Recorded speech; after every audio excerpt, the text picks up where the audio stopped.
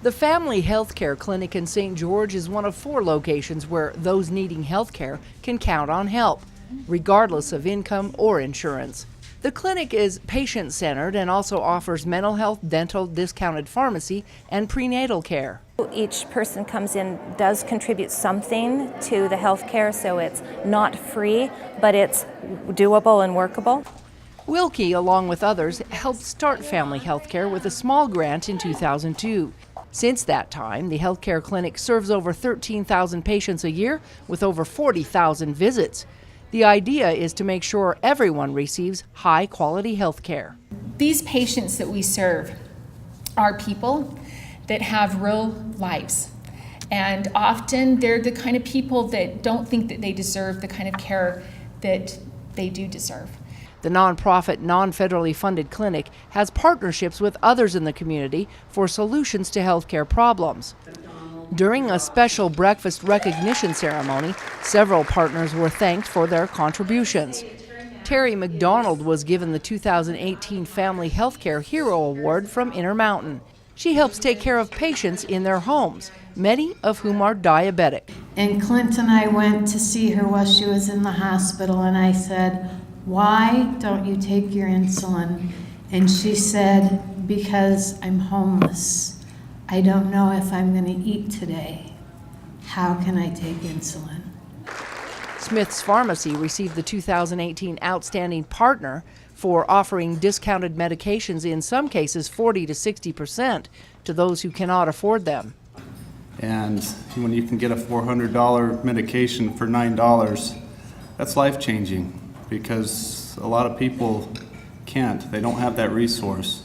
The resources we have through this program, it touches so many lives, and it may sound cliche, but I mean, the people are the real resources of this program. And the Washington County School District received honor for getting students who need health care signed up for a $10 copay program for medical visits. One of the other blessings for the clinic is many of our underprivileged students, families speak Spanish. And Family Health Care has almost every provider, if not all providers, that speak Spanish. Rochelle Lunt of Cedar City wants to bring awareness, education, and hope by sharing her story about her son, who passed away after struggling with an opioid addiction.